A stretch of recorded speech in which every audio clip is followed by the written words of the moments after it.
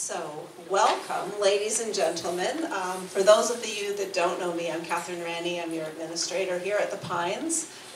I'm very excited to kick off the auction with a special guest speaker named Yvonne Heath, and the title of the session is called Love Your Life to Death. So just a few words on Yvonne before I pass the microphone over to her. Yvonne is married to her best friend, Gordy, has 3 amazing children, and is loving life in beautiful Muskoka. She's been a registered nurse since 1988,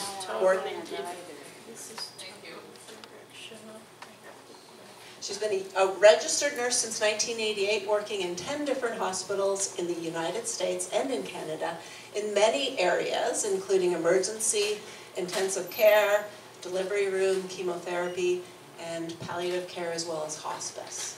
Yvonne became disheartened by our society's reluctance to talk about, to plan, and to prepare for grief, and how it caused excessive suffering in life, at the end of life in particular.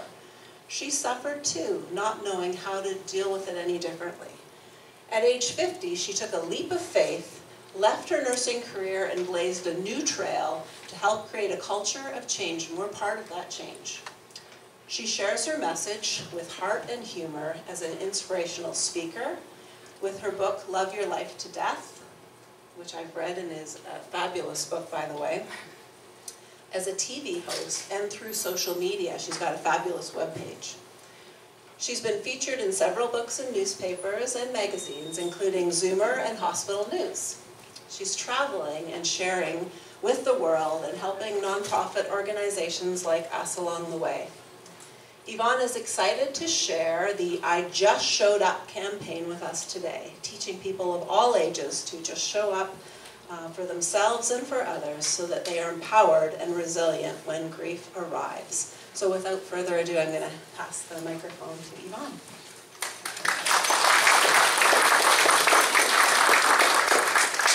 I don't really know what to do. I don't know what to say. This is so uncomfortable. Just raise your hand if you've ever said these things or felt this way when someone was grieving, facing one of life's challenges, or just having a really hard day. Everybody? Who didn't raise their hand? I can tell you that in my 27 years of nursing, I felt that way more times than I can count. But because I was a healthcare professional, I felt like I should have all the answers. And it seemed that everybody else was doing better than I was, even if I was suffering excessively. Can anyone relate to that? I think you can, yes. So I became very agitated, and I said, I need to do something, and I need to be a voice for change. And I'm working in chemo and then in hospice, and I don't really know what to do. So as many people have had life-changing moments, anybody familiar with Facebook? Yes, there was a pop-up on Facebook that said, how to write a best-selling book. And I went, oh my God, that's it. I'm going to leave my 27-year nursing career and write a book. Isn't that, honey, I'm leaving my job to write a book. And Jordy was very sweet, and he looked sort of petrified, and he stopped blinking, and he said, oh, that's great, honey, but you know, you haven't even journaled, or you don't, like, how did you do on those essays in college? I don't think you did that well. How are you going to write a book? I had no idea, but suddenly I was on a mission. I sent out one email, and I said to people, it's Yvonne Heath, and I'm going to write a book. Yes, stop laughing. But you know, I said, I want people's stories. I don't want surveys and statistics. I want people's stories. I want to hear from people who have been through grief and hard times and devastating times and got through to the other side and somehow pieced their life together again. I want to hear from healthcare professionals and patients and families and everyone. Will anyone share their story with me?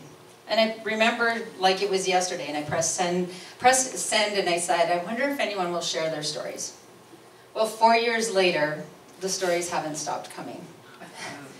It was very shocking to me, and it became my mission and my purpose and my journey to share people's stories. And one of the very first stories was a nurse who worked in Emerge in Huntsville, and she called me and she said, I don't know why I'm going to come over and tell you, but I'm going to come and tell you about my dad named Homer. And I already loved him because his name was Homer. I'm sorry. I said, okay, well, come on over. And she came over and she had her puppy, and the puppy was running around. And I fell in love with Homer's story, and I loved it so much, it became the introduction to my book. And I'm going to share a little bit about Homer's story with you today. It's entitled, It Was a Good Death. So Homer lost his sight at the age of 17. But that did not stop him from living his life fully. He married, had 5 children, and blazed a trail for people with disabilities. He golfed, bowled, and lived his life philosophically, always seeing his cup half full. So when he was dying, he wanted things done his way. No more treatment. It was time to plan his death. He had his daughter Sue bring a tie to the hospital because he wanted to knot it properly. And he even had his family pick out a brand new suit. He wanted to look sharp at his visitation. He had lockets engraved for his wife and his daughters and letters dictated for his loved ones. He even had his daughter Sue practice the eulogy that he wrote. He did not want anyone putting words in his mouth. So when it was his time, there were no last-minute plans to be made, no debates to be had. All his family had to do was to let him go and begin to grieve the man they loved so much. And as he lay dying, his breathing became shallower. Sue, being a nurse, understood this to be a part of the process and reassured her sister Sandy that it was going to be okay. But she held her dad's hand and said, "Jump." Homer was a man with a quiet personal faith, and that was her way of saying, take the next leap of faith. Her sister was confused at first, but then understood and said, "Yeah, Dad, jump." With his loving daughters by his side, a life lived fully, a death well planned, he did. And sadly, this story is the exception that I witnessed in my 27 years of nursing and not the norm. And that is the culture that I want to help create change with. His family were able to move through their grieving process with love and fond memories of that time. Now, the only thing that I would change about Homer's story was when he made these plans, because he did that at the end of his life. Imagine if he would have waited too long. So this is me. This will get lighter, by the way, just so you know. That's why I have props and fun things. So sometimes I usually make somebody cry in the crowd, and usually it's me and one other person. And you know what? That's okay. We acknowledge and allow all feelings here. And I'm an ugly crier, and that could happen. And I'm not going to apologize. I've cried so many times in this presentation, I'm just like, I'm just going to cry. Let's just get it over with. But you know what? We're also going to maybe laugh and smile because it's already serious enough, isn't it? So yes, in my nursing career, how many of you know who Patch Adams is? Oh, so Patch Adams is a wonderful doctor who still to this day brings love and laughter and light to people who are grieving and having hard times. He goes to third world countries and everybody has to wear a big red nose, and he just brings joy everywhere he is. And he says, "Come clowning with me, no experience necessary." So that is actually on my bucket list. But he always dressed up silly, and there was a movie, Robin Williams played his character, Robin, who lives in my heart forever. And it was a beautiful movie, and yeah, so many times I used to go to work, and I thought it was Halloween, everyone will be dressed up, and I'd get to work, and I'd be the only one, and thousands of stuff. So I just say, you know what, I'm just going to dress up whenever I feel like it. What's the difference? But again, because it's already serious enough, right? So even in chemotherapy, and in the bottom picture with my Canadian hat, that was when our local girl, Dara Howell, won a gold medal. Oh my God, I knew Dara's a little brat from the ski hill that I used to ski with my son, and I just said, you know what, I got to work and I had my hat on, Dara won, Dara won, Dara won, and people are like, oh my gosh, doesn't she know this is serious? I said, yes, it's serious, but it's already serious enough, so if I can make somebody smile, I'm going to. But my strategy when it came to grief, death, and dying, especially with younger people, it was a very strong strategy. You might want to write this down. Avoid, avoid, avoid, suffer, and repeat. That's how I got through. Avoid, avoid, avoid, suffer, and repeat. I said, you know, I'll work in the emerge room, but if somebody very young dies, then I'll have to fall apart and quit. I'll help in obstetrics, help with delivering babies, but if something goes terribly wrong, I'll have to fall apart and quit. So it's a very strong strategy. Got me through a lot of nursing and a lot of excessive suffering. But I truly thought, you know, what if we could do this differently? So that's where this passion and purpose, and see, this is where I go, honey, it's not working. Oh, there it is. That's where my passion and that pop-up, oh, I went too far. Thank you. Tech is not my friend. And I said, I need to write a book, and I need to hear people's stories, and I need to share them. And in my book, I share people's stories ages 11 to 101. The 11-year-old had a better perspective on grief, death, and dying than most people I knew, including myself. And that did turn into radio and television. And what I do is, I found out what my wonderful skill is, finding people with great stories. I don't even have to be smart. But there's just a lot of people out there, and you know, when whatever we've been through in our lives, whether it's traumatic or grief or whatever it is, sharing your stories is very healing for yourself and for other people. I really had no idea the power of that. And it changed my life, it truly did. And that's, those are the ones that were from before, so I'm going to press the down arrow. And I do honor you for being here today, because the subjects of grief and death and dying are just taboo in our society, aren't they? We don't talk about these things until we're in the midst of crisis. And that is truly what I want to change. I'm not here because it's the Pines and, oh, there's a bunch of seniors, I should go talk to them about this. I want to speak to the schools and the teens and people of all ages. So I truly honor you for being here today. Unless you were tricked to be here and you're like, oh my God, I didn't know this is what it was about. Which also happens. So for those of you who've been dragged in here misled, I apologize. So here's the hard stuff. And again, I promise it'll get lighter. Sometimes when I talk to people, I say, you know, we need to talk about grief before grief arrives. We need to talk about coping skills and strategies and what do we believe about life and death long before we are facing it. And I still hear continuously, I don't want to talk about that. Anybody heard anybody say that? I don't want to talk about this stuff. So I understand. But if you wait until you feel like talking about it, I promise you that day will never come. You don't wake up one Sunday and say, you know, this is a really good day to talk about grief, death, and dying. Honey, grab some muffins and coffee. Let's have this. No, it will never happen. But why should we talk about grief before grief arrives? Here's the tough reasons. Why? Because grief shows no mercy. It arrives unannounced and uninvited. It does not care what else you are going through, and it does not care if you've had enough. And it can be relentless.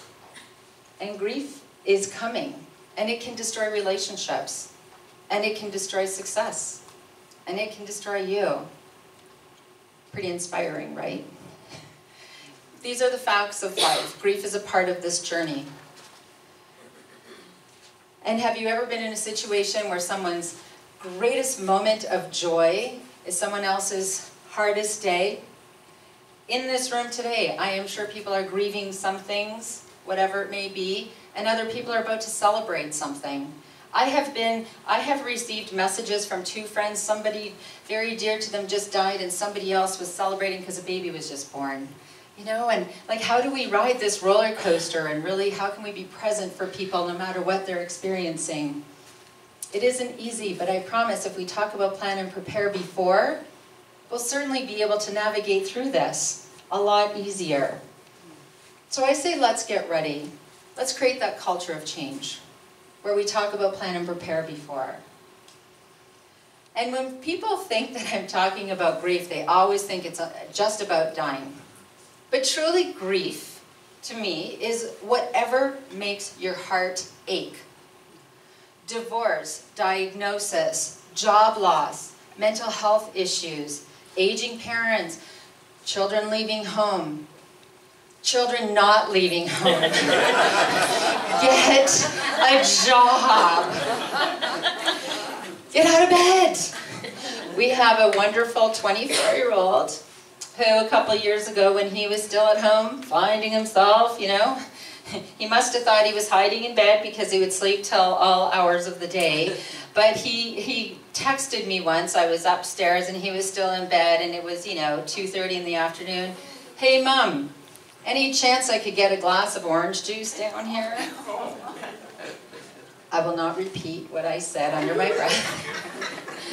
It was time for Ty to go. And God bless him, he's happy out in Kelowna, BC.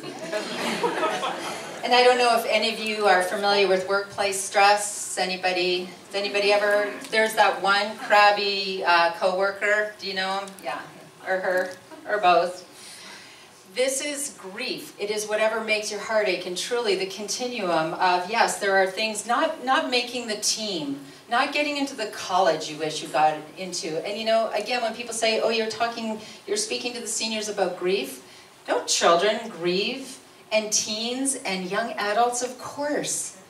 It is a part of this journey, and we need to normalize these conversations with people of all ages. When I was writing my book, we have twins as well, 13 years old, Jaden and Tanner, and they were 9 when I started on this journey. I said, they were kind of like our experiment. I wonder if this can really work with kids. Let's try them out.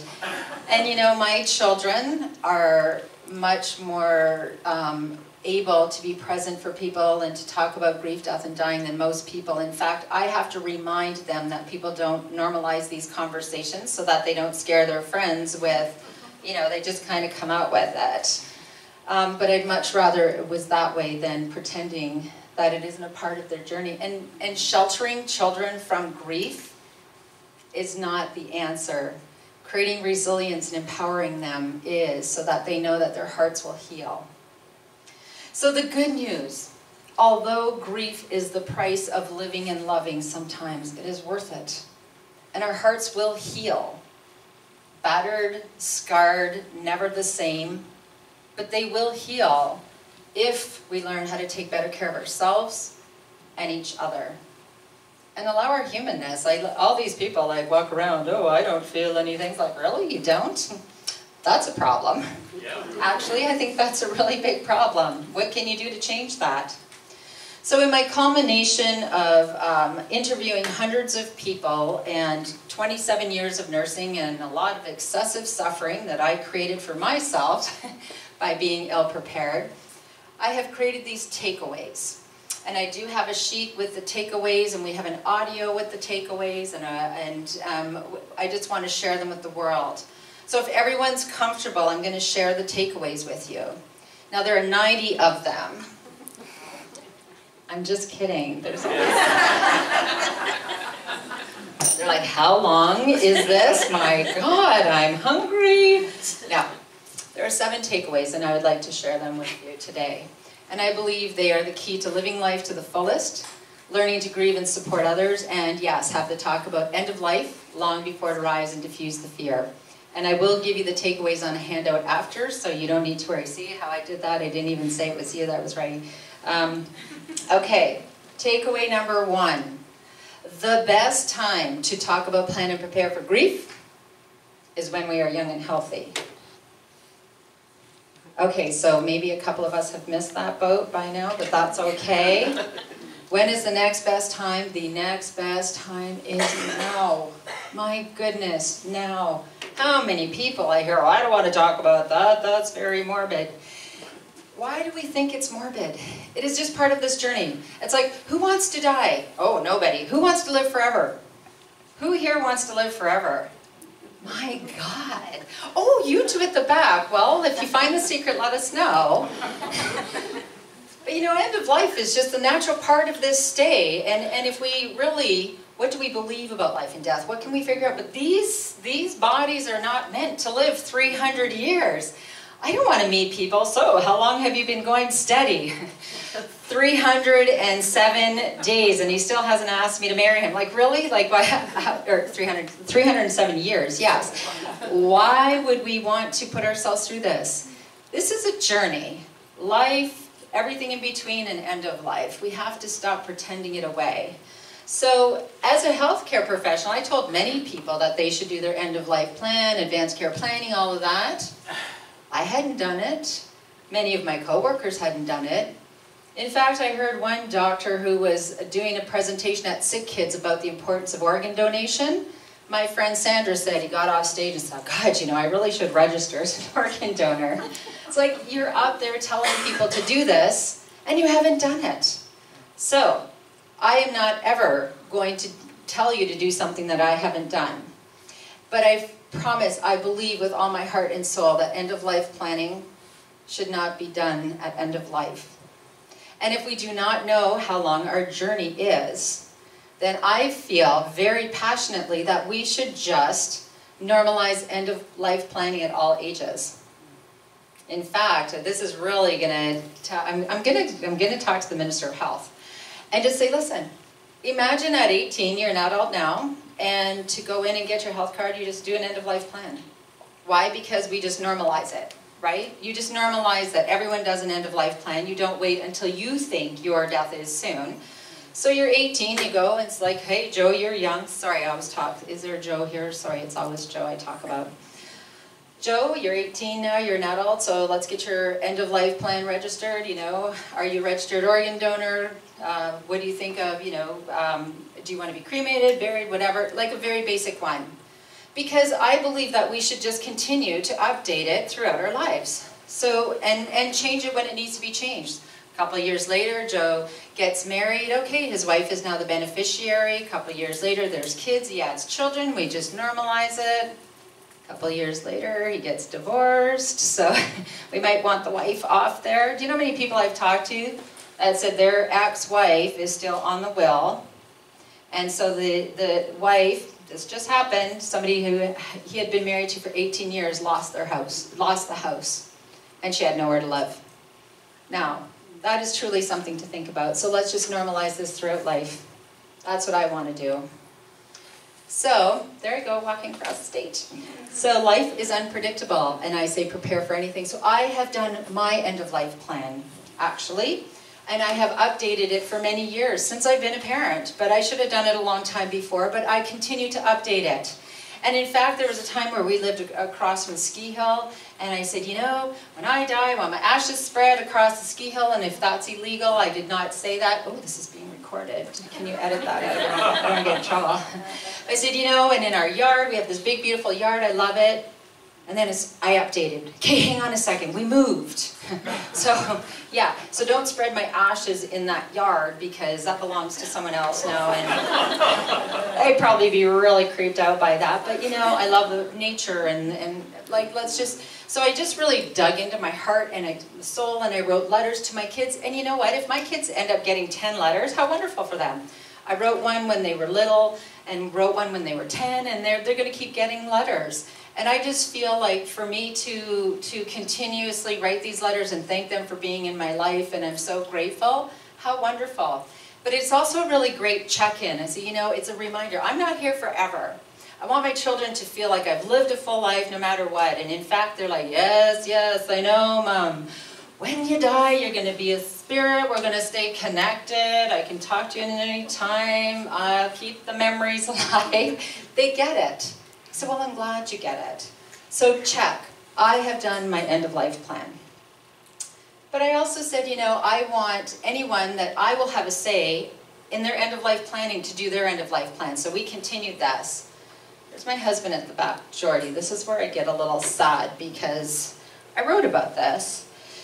I dug into my heart and soul and wrote my wishes, and then the letters, and I said to Jordy, I cannot talk to people about the fact that they need to do this with their spouses as well if you haven't done it, please. And he procrastinated, and it went on, and he finally one day announced, pretty proud of myself, I've done my end-of-life plan.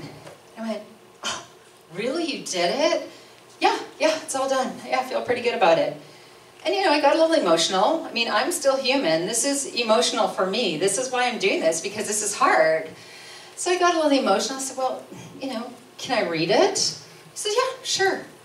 So I sat down, you know, a little single tear, and I'm reading, and I thought, God, you know, I'm having a deja vu. Actually, I feel like I've read this. It's so weird. And I kept reading. And what I realized is that I wasn't having a deja vu.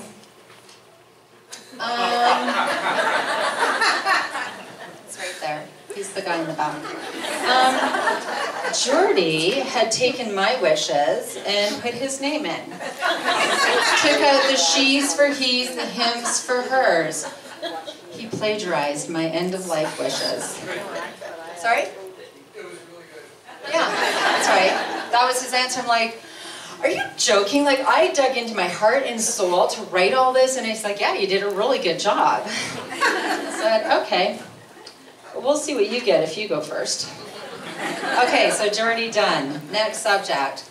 I thought, you know what, I'm on a roll now. I mean, my sister lives in San Diego, my brother's in Toronto, my brother-in-law's from Mexico. I don't want that time when, not if, when one of my relatives dies, I don't want to have to crack codes and figure out what we're supposed to be doing. I just want to grieve, because I know it's already going to be hard enough. So we have done this with all our family, but with my mom, I said, okay, I've done my end-of-life wishes. And note to self, everyone's always like, oh, I can't get my parents to do, you know, their end-of-life plan. I said, well, have you done it? Well, no, not me. I said, well, why don't you do it first? And it might be easier to tell them that they should do theirs. I don't know, that just makes sense, right? A lot easier to tell people to do something that you have done. Don't you think? Don't you agree with that? Yes, everyone's going, yeah, but I don't want to do mine. So I called my mom. People also ask me, how do you start, you know, it's an awkward conversation. And I said, this is how I started.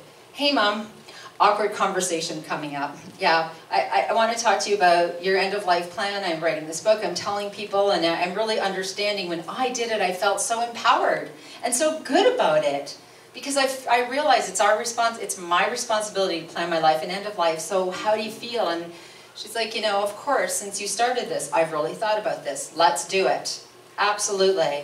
So we went to the funeral home, we had a big chat and a laugh, and then we're having a coffee, we're discussing all these different things, and we sorted out so many things. We sorted out where her will was, organ donation, all of these things, and it just went on and on of all the things that I didn't realize we would have had to figure out at the time. Because here's the other thing, does anybody know of a family who has been fractured beyond repair?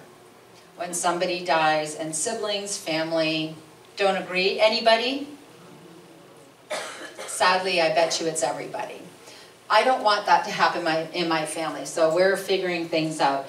So my mom, we felt so good, and we laughed, and you know, there were some tears, because I said, it's really sad thinking about this, actually. And she said, yeah, it is, but you know what? I feel so good, and we just talked about so many wonderful things. I said, did we just have a really good day doing your end-of-life plan? Because that seems really weird. Yes, we did, because it wasn't imminent. Something to think about. But the next day I realized my mom really got into it, and she was in her apartment and she was writing down names for everybody, every trinket she had, because she wanted all the grandchildren to have something that they would remember her by, and there was names on everything. And then she was so proud, and she said, and I'm going to give you this picture. It wasn't actually that picture, but I went, oh God, Mom, that picture is so ugly. And we laughed until we cried, and I said, can you give that to Rachel? I know she's going to hate it too, but... So we laughed, and she said, sure. She erased my name, she put Rachel's, and we had a fantastic time, and it is all done. And there will be updating, but you know, I hope my mom lives for many more decades, but I know someday that ugly picture is going to hang in my sister's house instead of mine, and we're going to have a really good laugh about the day we did our end-of-life planning, and I didn't end up with the ugly picture. So that's my takeaway number one, and that is the longest takeaway, but it is the most important takeaway to be empowered in life, grief, and end of life. And now it gets easier. Thank goodness, right? So many times I've heard people when, again, people are in crisis or grieving, oh, we need to get the professionals. They need counseling. They need, you know, whatever team, and I agree with that. However, those professionals, when you sit back and think about a counseling session or people intervening, that's a very small portion of the time. Are you getting a counseling session for an hour a week? Maybe a couple times a week if needed, but you know, that leaves a lot of other hours in the day, doesn't it? That leaves you grieving And you're still going to work, and you're still trying to function in your life. And the truth is, like I say, the blue guys there, they're kind of the professionals. But when we're struggling, no matter what that struggle is, we need our village, don't we? We need our co-workers. We need our families, our friends, and our neighbors. And the truth is, these days, a lot of your friends and family live far away. And they have jobs, and they're busy. Oh, we'll talk about the busyness thing later. But people are busy. Feel really strongly that we need to get back to knowing our neighbors as well, don't we? Because even as I was doing this, I realized, you know what? Wow, I'm saying this to people, and I could have a neighbor 2 doors down who's dying, and I don't even know. And one thing happened, and it was a beautiful aha moment. And there was one of our neighbors down the road who was going through chemo, and his wife was driving him back and forth to Barrie, and they were exhausted. And they got their pile of wood delivered. How many cords, dear? 2 or 3 or what? How many? How does that go with cords? There were 10 cords of wood. There was a lot of wood. It was piled really high, lots of wood. They were so overwhelmed, and he didn't have the strength to pile his wood. One neighbor sent out one text. Hey, I'm going over to the neighbors on Saturday morning at 9:30 to pile wood. Would anyone like to join me? They can't do it. And I went over with the kids. Jordy was working. I went over with the kids, and I secretly thought, geez, I hope we're not the only ones. Because, I mean, I don't want to be there for 9 hours, but I don't want, let's just be honest. I got there at 9:25, and there were probably 30 neighbors there. Right? Isn't that extraordinary? We didn't need a professional. We didn't need one person to carry the burden. We laughed, there was music, we had snacks, kids were running around doing kindling and chasing snakes and frogs, and it was done within an hour. Isn't that such a beautiful story? And those are the kind of stories that I want people to remember and say, I wonder if my neighbor needs some wood piled. Really something to think about each and every day. Just kind of keep your radar out. And I know we're all busy, but even if I've gone to do something, say, I can only be here for 15 minutes. But 15 minutes is better than no minutes. Right. So takeaway number 2 is an important takeaway because it takes a village. It takes a village to support the ill, the caregiver, the dying, the bereaved, and each other, each and every day. Something to keep in mind no matter what. And back to this very popular thing that I've heard. I don't know what to do, I don't know what to say. Who has not said that? I think that would be easier. Of course we all have. And we are compassionate people. We truly are. I believe people are compassionate. But when we don't know what to do and we don't know what to say, we're nervous and awkward, so we avoid because we don't want to make it worse. Right? Is that really the reason? I'd say we make it worse by not being able to be there, don't we? That's just a little tough love. But I've been in that situation, I've done it, and I've looked back and thought, wow, I really should have done that differently. And when we look back and figure that, we have to forgive ourselves and just do better next time, because there's absolutely all the guilt in the world will not change what you did or didn't do in the past.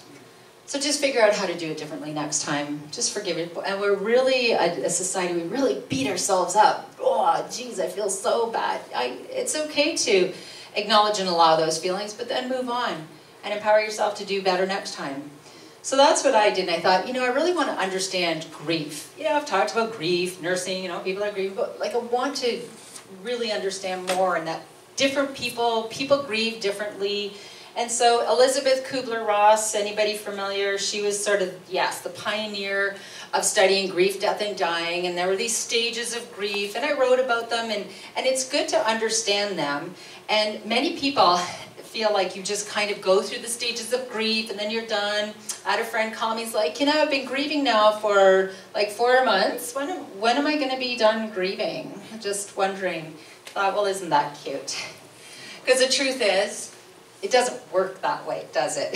It does not work that way. Wouldn't that be wonderful? Oh, thank goodness, I'm almost done my grieving period. I don't know about you, but when I'm grieving, I am a hot mess. My grieving process kind of looks more like this. Can anybody relate to that?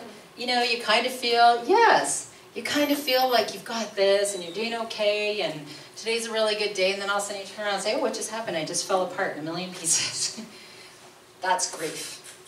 And the other thing is people can have a grief attack. Remember this, a grief attack 5 years down the road, 10 years down the road, and it doesn't have to be an anniversary or something.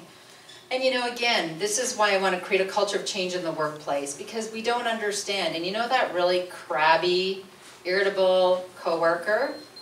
I have taught my children this concept when they come home and say, oh, you should have seen Joe today. He was really crabby and mad. He was a pain. I said, that's really unfortunate. And you know, you can talk to Joe about that because I don't want him to treat you badly, but what do you think could be going on? It's like, I know, Mom, he could be grieving something. Right? Grief isn't pretty, and I mean, like I said, I'm an ugly crier and a hot mess, but I'm also very irritable. Don't agree with that at all. I am very irritable when I'm grieving, and I'm intolerant, and I know this. So I feel like it's really important to understand, how do you grieve? And everybody grieves differently. But you know, if you don't remember anything else today, I am going to share with you the magic answer, because everyone's looking for a magic answer, right? When you don't know what to do, and you don't know what to say, and it's awkward, and it's uncomfortable, and you can't fix it. You ready for the magic answer? It's 3 words, and you can remember it, teach it, live by it, share it with everybody. Just show up. Just show up. This is how we can heal the world, I promise you. In all the people, in all the situations that I've asked people what meant the most to them when they were grieving or having a hard time, is the smallest gestures of kindness. People just showing up. People say to me, what if I make them cry? I say, get them some tissue. What if I cry? Get yourself some tissue. Allow your humanness and allow theirs. When you say, I don't know what to say that. Yeah. I don't know what to say, but I'm here. I just be there. Just show up. I promise you that will make all the difference, which is why you all have the bracelets to remind you to just show up. And I actually have this, do we have time here? Can I have a volunteer? Would you be my volunteer? Just for a moment, if you could go to that piece of paper and there's a black marker there. I'm just going to ask, and it doesn't matter, no judgment if you're not a strong speller or anything. That's not what this is about. I just want to, just quickly, I would like to ask maybe 5 things, and you can just say, that didn't cost a lot of money or take a lot of time, when someone just showed up for you and it really made a difference. Anybody? What was it? A hug? Soup. Soup? Soup. Soup? She's a soup? Yeah. Soup. Hug. That's 2. Anybody else? Phone call. Phone call. Just letting them know that they're thinking about you. Thinking about. So hug, text, email, yeah, I'm thinking of you. Thinking of you, heart, heart, heart. You get the heart, heart, heart back. Then kiss, hug, kiss, hug, kiss, hug, kiss, hug. That means something to people. That does. How many? 1 more. Card. A card. Send a card. Good old-fashioned snail mail. Cards are beautiful. Thank you. See? It wasn't terrible, was it? No, it was good. When you don't know what to do, you don't know what to say. Takeaway number 3 is just show up. And these are the things that have made the difference. Hug, text, email, call, sit silently, cry, listen to their stories. If someone died, talk about them. I supervised in the hospital in Huntsville. And when somebody was dying, the family was all wailing and having a hard time, they'd call me because I was the expert. Oh, Yvonne, you're good at this stuff. Does anybody remember Mikey cereal? I don't want to try it. You try it. I don't want to try it. Let's get Mikey. I was Mikey, the Mikey of grief. Let's get Yvonne. I'm like, I'll handle this. I got it. Yes, I know. I'm very good at this stuff. I would walk in the room, make sure no one could hear, close the door, and I would probably be like, oh, God, this is so sad. Where's the Kleenex? How long were you married? And I just sat down and listened. That was my expertise. This should not leave this room, really, because that was my secret. I allowed my humanness. I didn't try to fix it. I just allowed people's grief. I asked them if I could hug them because you should always ask, right, Polly? Some people don't like hugs. The truth is, if we acknowledge and allow people's feelings and not minimize it, right? We don't have to say, well, at least, try not to least people, you know, at least you're young, at least they're whatever. Just listen. Don't minimize. If somebody's rat, our rat just died, her name was Hazel. My children were devastated. Oh, see, I'm already feeling the judgment. Oh, it's just a rat. It was their pet. So we had a funeral, we had everything. We had her put down. Hazel, and I know that was hard for my husband, but we did. There was a whole ritual for Hazel. So we can't minimize grief or fix it. And here's another little tidbit. When somebody is telling you their story of having cancer or going through, don't answer their story with a story. Oh gosh, when my Aunt Hazel she had that surgery. I was pregnant with the twins. All these people came, oh, my friend was pregnant with twins, her legs blew up like balloons and she's on bed rest for 8 months. How is that helpful? So I tell people, I used to tell my chemo patients, when people start to tell you stories, just put your hand up for a second and just say, I have a question. Is this a happy story, a positive story? That's all I want to hear. But allow people's feeling, or allow them to tell their story and just listen. And the other thing that really messes people up is when I say, forget the golden rule. And people say, what? We breathe by the golden rule. Well, again, Polly, I'm going to pick on her because she's little. Now, when I'm grieving or having a hard time, I want to hug, squeeze, I think that someone's having a hard day, they need a hug. Polly, how would you feel about that? Don't hug me. Not everyone's a hugger. Not everybody grieves the same, right? So we need to ask.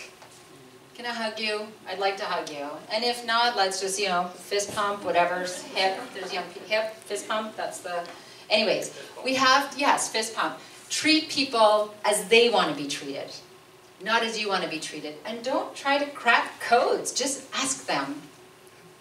And I learned something, a very beautiful thing, when somebody has died and we're just so sad and we're not sure what we can do. Matthew Rattan shared this with me and I loved it. This is the greatest thing that we can do. Be the evidence that someone's life made a difference. Isn't that beautiful? Because if we don't move through our grief and find some sort of joy and purpose in our lives again, we just become another person to grieve. I've met many people who maybe were still living, but they really weren't living. I think this is beautiful. So be the evidence that someone's life made a difference. And here's another reason that we have those bracelets, and before you just show up for others. If you want to make a difference, if you want people around you to be happy, what is the most important thing that you need to do first? What is your #1 job in this world, in this life? Anybody? Most important thing you can do. Look after yourself. Thank you. Look after yourself. Do you know how many times people say, well, I don't know, I take care of my kids, I take care of everybody. And I say, well, that's wonderful. However, the very best version of you is the greatest gift that you can give your children, your parents, your coworkers, a happy, fulfilled you. If you are not, if self-care is not, it becomes a buzzword, right? But if self-care is not your #1 priority, I promise you that someday you will break down mentally, physically, emotionally, or spiritually. How do I know? Ask me how many of those stories I have in 30 years of nursing.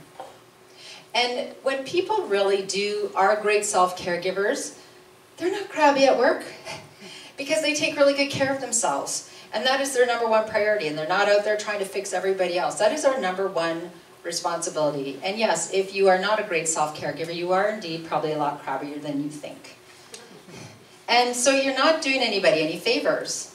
And you're also being a very poor example to others. When I say, women, I'm sorry, dragging themselves, oh, I'm so busy and I'm so stressed and I do everything for everybody else and I never take care of myself. And I say, well, you're being a very poor example to all those other people. So what are you doing to change that? Because there's no more badges of honor for being the busiest person in the world. And we talk about being busy all the time. I'm so busy, I'm so stressed. That's the answer to everything. So I know, hi, how are you, Joe? Yes, I know you're busy and stressed, so what else is going on? Because, oh my goodness. I actually challenge everybody to see how many times they say how busy and stressed they are every day.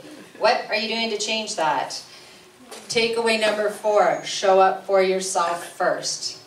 And if you are so busy and stressed and not loving your life, what can you do to change that, right?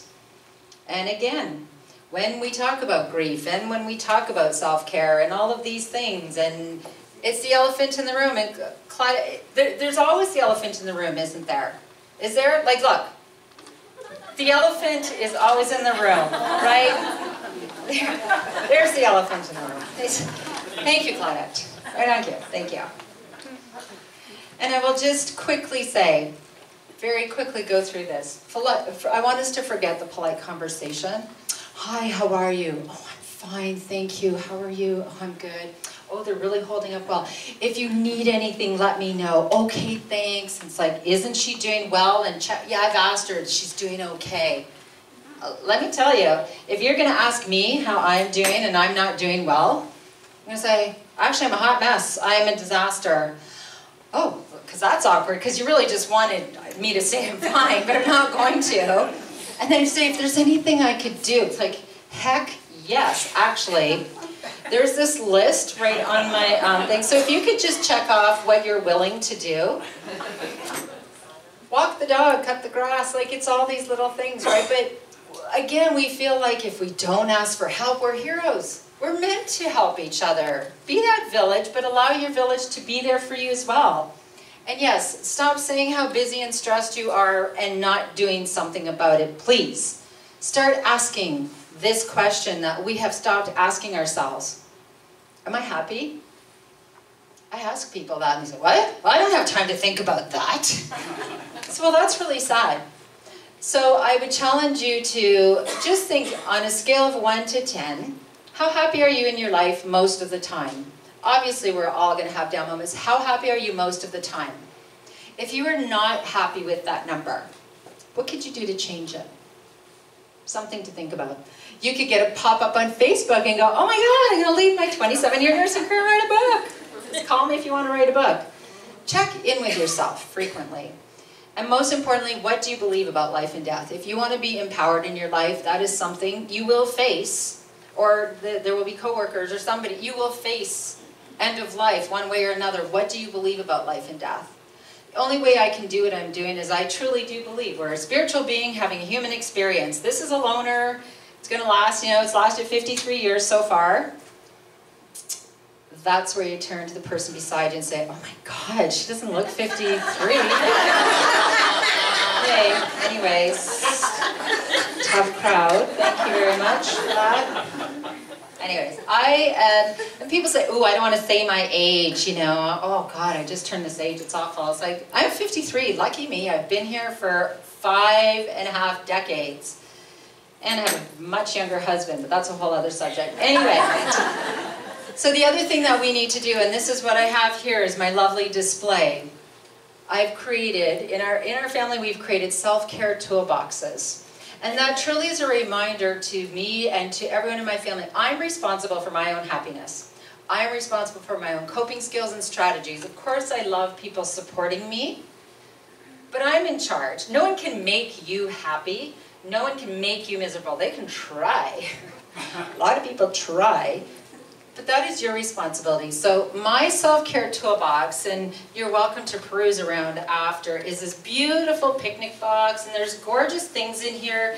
People have knit for me. A patient knit me this beautiful hat and chemo. I have my grandmother's shawl who lives in my heart forever. I have Epsom salt to remind me to take good care. And I have this tambourine. And my tambourine is truly to remind me what I just said. I'm in charge of my own happiness. I'm in charge to make my own music. This is my reminder. And I have a VHS here. The young people are like, what's that big box? That's really odd and gigantic. I know the rest of you know, yes. We got rid of our VHS, yeah, this morning. Our player, I'm so sad. Anyways, and if I need to watch a beautiful, heart-wrenching, heartwarming movie, I'll watch one. But here's the thing, and no judgment. So Jordy's is over here. Those of you in the back, you'll have to see later. It's a really sad, I mean, it's his own, no judgment, dirty fishing box that has like a remote duct tape, because duct tape makes Jordy happy, right? And he has the keys to the garage because that is his sanctuary. And if he's grieving, having a hard time, he might be out there chopping kindling. I will promise you, on my saddest day, my happiest day, you will never see me chopping kindling to feel better. But doesn't that just prove how different we are and what different things make people feel better? Like I say, in 16 and a half years of us being together, I've probably seen Jordy shed a tear maybe 6 times. Honey, how many times have you seen me cry? Today? Come on, seriously. Regular. When I'm sad, when I'm happy, there'll be tears. I am a crier, and again, I will not apologize. But in the beginning, I thought, what is wrong with this guy? We watched a movie once, and he wasn't crying, and I was sobbing so hard I couldn't breathe, and I just looked at him like, don't you have a soul? What is wrong with you? We all experience life and grief differently. Our children are there, twins. Our dear Tanner, no, he is like Jim Carrey movies and Lego, and that's what makes him happy. So when I said, Tanner, when you're grieving, go in there. And Jaden is very soulful. She reads Chicken Soup for the Soul. She does crafts, DIYs, do it yourself. They're very different. And this has truly helped my children to understand how differently we are. So takeaway number 4 is show up for yourself first. Ooh, we're getting to the end, and takeaway number 5. This is going to be a tough one for some of you. I will not judge and ask you if you are this couple. Do you know this couple? Couple have been married for 50 plus years. The wife becomes sick or she dies, and the husband's never made a sandwich. This is where people stop making eye contact, like, what? Is she looking at me? What about the same couple and the husband becomes ill or he dies and the wife's never paid a bill? Maybe she doesn't even drive. I have encountered that situation 8 million times. I can't even tell you. And what do we create? Excessive suffering. One lady whose husband died said, I walked into my house and I had no idea how to live in it. I didn't know where a valve was. I didn't know what to do. I was paralyzed with fear. I couldn't even get to grieving. Why do we do that to each other? And you know, young couples continue to do this. You have your job, you have your jobs, and I don't know what you do and I don't know what you do. And guess what? I did it. I looked around and I said, oh my goodness, I'm doing it too. We live out in Port Sydney. Everybody know lovely Port Sydney. Out on Balsam Shoots, there's trees all around and the power used to go out all the time. And Jordy, who works, he's a paramedic, he's gone for 14 hours. So what, am I supposed to be that damsel in distress? Oh no, the power went out. I can't operate the generator. What should I do? And once again, Jordy and all his wonderful, brilliant suggestions said, The first answer was to call Jake next door. call Jake. So, oh, well, that's very helpful. And if Jake's at work as well, I'll be the damsel in distress in the dark. No. Say, come show me how to operate this stupid generator. So we brought it outside, and I said, there's a lot of levers, and like I just didn't know how to do it. And there's a choke and this and that. And I said, can I label the generator? And he said, can you please not label my generator, because my friends are going to think I did that, and no, you can't. So I'm very visual, so I got a piece of paper and I wrote down, okay, Chip, first thing, put the choke halfway, do this, do that, and I wrote, and then I went, rum, and I got that generator going. I felt so great. So, in your home, everyone should know how to pay the bills, make a sandwich, and operate that generator. Because here's the deal, life is unpredictable. Prepare for anything. So takeaway number 5 is structure your life in such a way that you are self-reliant. And so are the people around you. And again, a lot of parents, women, I'm sorry, moms, are, oh, my family cannot function without me. Well, you know what? That's not a good thing, actually. It's not a good thing when your kids go off to college and they've never done laundry or made a sandwich, either. So you're doing them a much greater service by having them be self-reliant. I know, I tell my kids, listen, I know I'm asking you to do the bathrooms, like you have to clean your own bathroom, I'm doing this for your own good. I don't get that, Mom. I said, I know, you will someday, it's all right. So this was all coming together, and I felt like these were wonderful takeaways on living well, grieving well, and preparing for end of life, but there was still something kind of missing. So I went to see, did anybody know Minnie Boyce? Knew Minnie? Yes. So my lovely friend Minnie, my mother-in-law said, you know, I said, I'm looking for something more. I need something else. And she said, well, you should go visit Minnie. She's 101. I said, oh, that'd be great. Okay, so I went to see Minnie. She lived at Castle Peaks. And I said, Minnie, I'm trying to help create a culture of change, and I want to help people to move through grief and find joy again and talk about end of life, and what should I do? And at first she said, people are afraid of death? I said, yeah, some people won't even say the D word. And she said, well, I'm not afraid. I hope I just pop off, but I'm not afraid. I said, well, if that's what you want, I hope that you just pop off too. But in the meanwhile, I'm sure you have a golden nugget for me. And she just, after we talked a little more, she stepped back and she said, you know, we all need a post. Something that we can hang on to no matter what in times of despair. I went, oh my goodness, Minnie, that's brilliant. That's it. That's my nugget. And she said, you're excited about a post? I said, yes, I am. Because here's the deal. Even if we are in charge of our own happiness, and we have friends and coworkers and family that can support us through things, but the truth is that if you have a grief attack at 3 a.m., somebody might not feel like chit-chatting. And we need something, because change and relationships are constant. It's constant. Change is the only constant in the world. We need something that we can hang on to that can be there for us permanently. For some people, it's their religion, a spirituality, meditation, yoga, art, nature, yoga in nature. For me, when I'm grieving and having a hard time, I just go out in the grass, and I am like Mother Nature. I can hear the squirrels and the birds and everyone, and I just think, okay, how I'm feeling is only temporary. And it just reminds me that there's something greater out there, and I feel if I go for a walk and just allow nature, truly, it's like it heals me. So that is my post. Minnie's very, very wise, and that says Minnie is 104, but Minnie died last May. No, like just this past May, and she was 105. And how extraordinary. And you know, talk about a good death. Minnie, it's like she waited. Her sons were in Florida. They came home. She got admitted to the hospital. She had pneumonia or something. And Jordy, I said, well, I need to go visit her, but I was going to hike for hospice in Perry Sound on Sunday. And Jordy said, while he was working, he said, well, I went to see Minnie, and she was up in the chair having a meatball sub. And I said, good old Minnie. You know, she was like the Energizer Bunny. So I said, perfect, I'll go see her tomorrow. But that night, she visited with her whole family. She had a couple hours with her sons, and then she died. I said, how extraordinary. I'm so happy for my friend. I'm not going to say I'm sad for Minnie that she died. She was 105. I'm sad because I still had to grieve her. So we also have to realize our grief is our own, isn't it? So find your post is takeaway number 6, and hold on to it. Now I have one more takeaway, but this is the place where I'm going to review the other ones and see if anyone was actually listening. Takeaway number 1, let's review. The best time to talk about, plan, and prepare for grief is when we are young and... Oh, can anyone get that one? Is when we are young and healthy. And the next best time is now.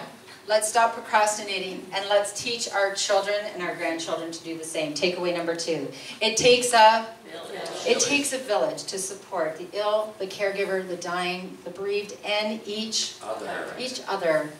Imagine if we all felt that and we wanted to do just a little better. When you don't know what to do and you don't know what to say and it's awkward, it's uncomfortable, and you can't fix something, there are 3 words that are the magic answer. Just show up. Just show up. Just be there. However, if you want to be that village and you want to be able to show up for others, what do you need to do? You need to show up for yourself first. Show up for yourself first. You have value, you matter, and the best version of you is the greatest gift that you can give others. And takeaway number 5. Structure your life in such a way that you are self-reliant, self-sufficient, that you can stop that generator. And so are the people surrounding you. You have value and you matter, not because people depend on you, just because you are wonderful. Takeaway number 6 is find your post. Find your post and hold on to it. And don't wait. It's a beautiful post in San Diego, and that is my visual when I realize, yes, I need to go out in nature and I need to be near the water. So those are 6 of my 7 takeaways. And the last one, I love when I've been at the bedside of more dying people than I can count. I thought, am I an authority that I can speak about this at all? And I stopped writing names at 100.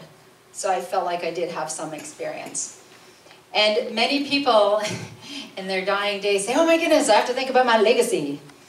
It's like, Joe, you're 95. You've been crabby for 93 years. That's your legacy. I'm sorry.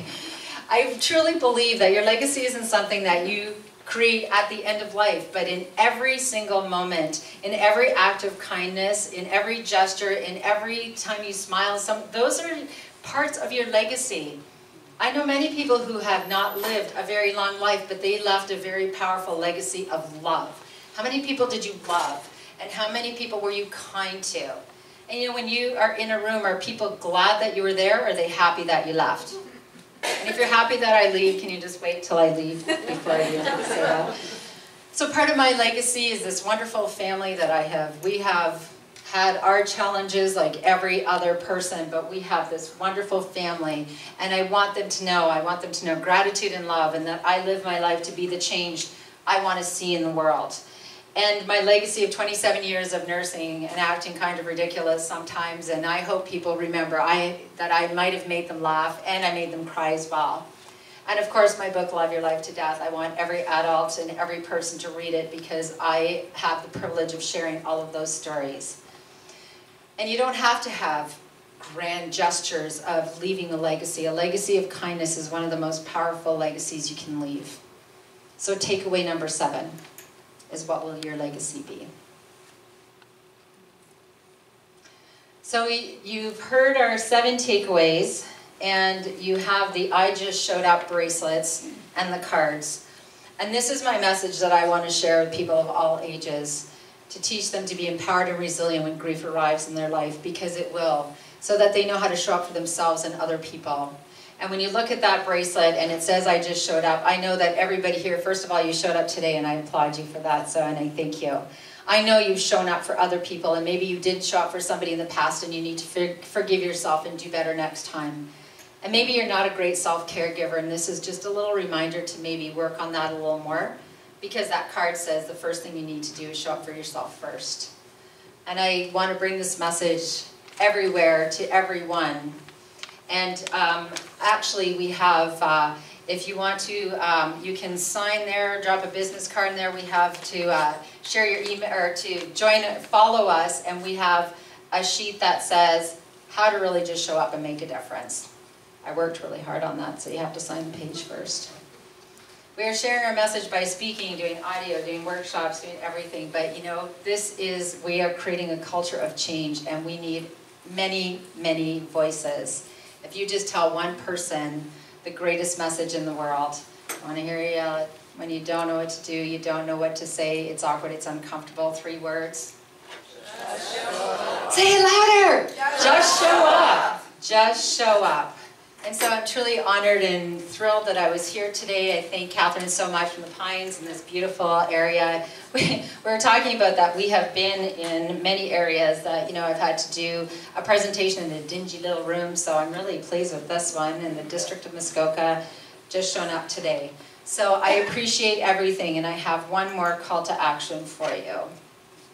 And of course, we have handouts here. I also have information on power of attorney, advanced care planning. Just, you know, take it, even if you tuck it away, something to think about. And of course, we have our books and our bracelets. But my call to action is plan your life and plan your death, and then just love your life to death. And always bring your own tambourine to the party. Thank you.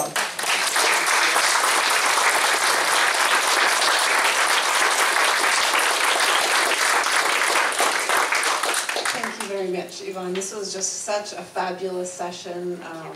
It was powerful and inspiring, so genuine. And I want to thank everyone here.